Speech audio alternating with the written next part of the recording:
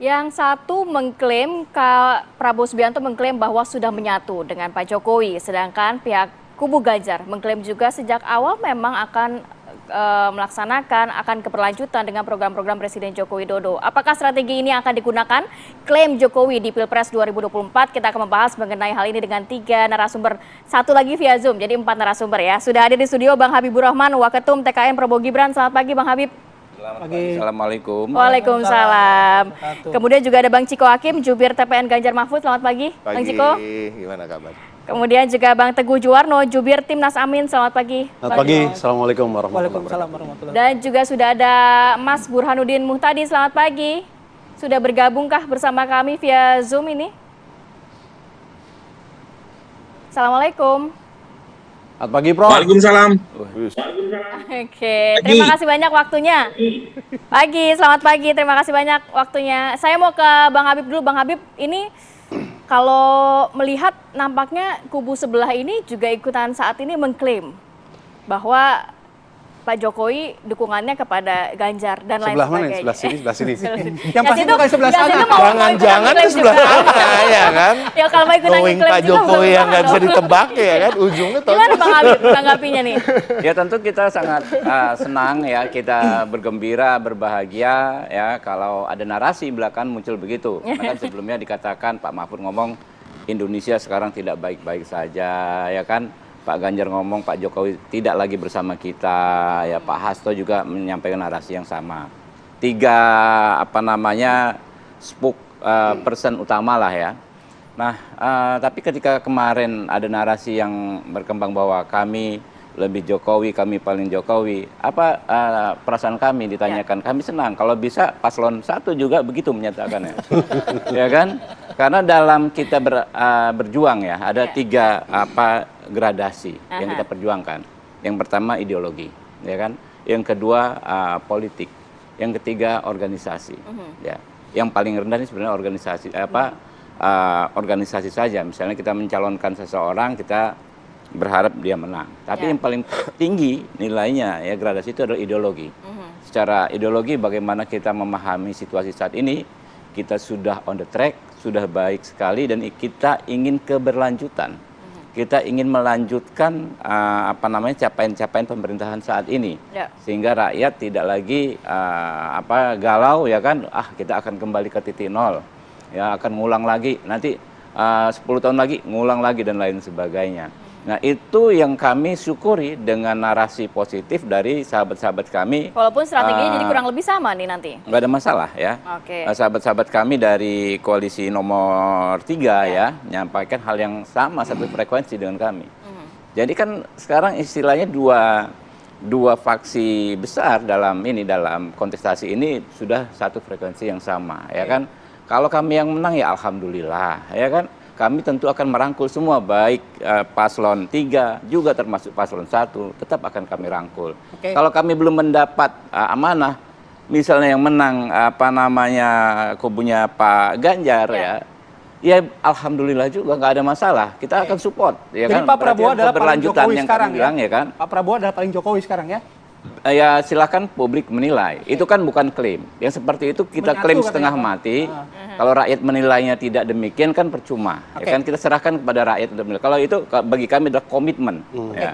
Bang Ciko. Tekad besar kami sebagai anak bangsa, itulah tekad kami. Bang Ciko. Kalau melihat apa yang disampaikan tadi Bang Habib, terakhir kan kita dengar Mas Arya dan Mas Hasto ya, menyebutkan gitu ya. Kalau misalnya tadi Bang Habib bilang, kalau waktu itu Pak Ganjar bilang ya Pak Jokowi tidak lagi bersama kita. Sekarang narasinya berubah. Ini lagi galau apa gimana Bang?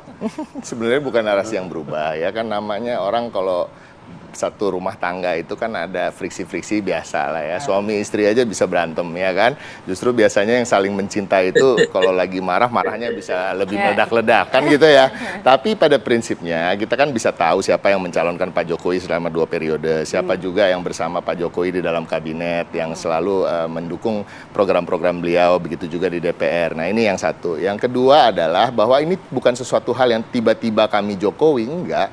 Di dalam visi misi kami pun yang sudah dimasukkan ke KPU dan bisa dilihat langsung oleh seluruh masyarakat, itu semuanya adalah program keberlanjutan dan peningkatan serta percepatan. Ya. Jadi pada prinsipnya kita nggak ada yang berubah dari program-program apa yang sudah baik dilakukan oleh Pak Jokowi. Contohnya dengan kartu-kartu yang sudah ada, ya kan, yang kartu sehat, kartu pintar dan lain-lain itu kita mengenhance itu, melakukan peningkatan dengan menjadikannya menjadi satu kartu masuk ke dalam KTP. Nah itu hal-hal yang terus soal IKN tidak serta-merta tidak tiba-tiba Pak Ganjar tahu-tahu pergi ke IKN, enggak, itu ada di dalam visi misi kami, percepatan pembangunan IKN dan lain-lain. Nah ini yang satu. Yang kedua, yang ketiga, ini yang penting juga masyarakat juga harus menilai bahwa Pak Jokowi dan Pak Ganjar memiliki kesamaan dalam historis, sejarah kehidupan, bahwa mereka lahir dari keluarga yang sangat sederhana, ya bahkan bisa cenderung miskin lah gitu ya, tapi bisa menapaki jenjang karir dengan berjuang, kerja keras dan lain-lain sehingga mencapai titik di mana mereka berada sekarang. Itu jadi kenapa kemarin lokasi kunjungan Pak Presiden dengan kampanye Mas Ganjar juga sama-sama, itu salah satunya? Itu bisa-bisa gini, itu setelah kita telah kembali dan apa yang disampaikan oleh Seknek itu katanya kan sesuatu hal yang sudah direncanakan dan kita juga saling tidak tahu. Nah, itu sepertinya semesta mendukung lah, ya kan? Habis Pak Ganjar lalu itu. Nah itu tanda-tanda alam lah mungkin ya. Tapi pada prinsipnya jadi bukan untuk menghapus jejak Ganjar. Nah, bisa diterjemahkan berbagai macam cara. Tapi kembali lagi, itu yang tadi saya katakan tadi, kesamaan dalam sejarah kehidupan mereka menjadikan mereka begitu dekat dengan rakyat. Jadikan mereka belusukan menjadi sesuatu hal yang natural, yang tidak dibuat-buat gitu. Nah, itu yang kita lihat aja. Tapi bukan masalah klaim aja. Masyarakat silakan menilai bila mereka menyenangi, menyukai gaya kepemimpinan Pak Jokowi, yang paling bisa mengikuti gaya itu adalah menurut kami tentunya Pak Ganjar. Oke, kita ke Bang Teguh. Bang Teguh melihat dua kubu ini nampaknya mengklaimnya Pak Jokowi. Ya. Harusnya ikut juga. Oh, iya. Apakah ada waktunya ikut atau? Kalau kami melihat ini dua sahabat kami di paslon nomor 2 dan 3 ini, kalau dalam bahasa sekarang ini, kalau sebagai sahabat ini dipertanyakan ketulusannya. Kenapa? Begini, kalau kita benar-benar sahabat itu kan ketika kemudian sahabat kita melenceng, apalagi mau kecebur sungai gitu, kita ingetin dong. Nah, Pak Jokowi di periode pertama kita semua sepakat luar biasa prestasinya, dikagumi, pencapaiannya juga sangat bermanfaat buat masyarakat.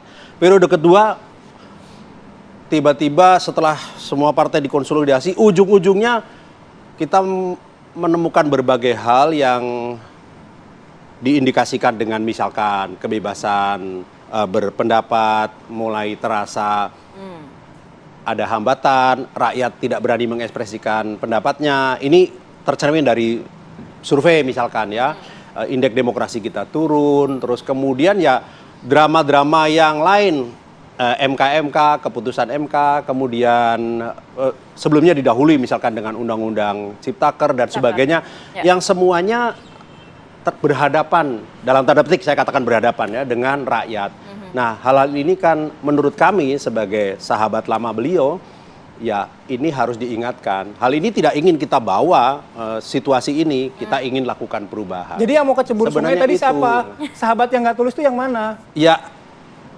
Pak Jokowi ini kan kita ingin beliau kalau dalam perspektif spiritual itu pengen menyelesaikan kepemimpinannya dengan husnul khotimah, dengan akhir yang baik, akhir yang cemerlang, sehingga kemudian selalu dikenang sebagai presiden yang hebat itu. Nah, tetapi di akhir perjalanan beliau ini kan kita melihat ada hal-hal yang kok tidak sejalan dengan prinsip-prinsip atau esensi demokrasi. Ini harus kita ingatkan. Nah, itu kita ingin menjadi sahabat yang mengingatkan. Nah, ini yang di samping-samping merasa akan diingatkan nggak? Tapi tahan dulu, Bang Habib. Tapi kata kuncinya dia pengen jadi sahabat juga. Iya.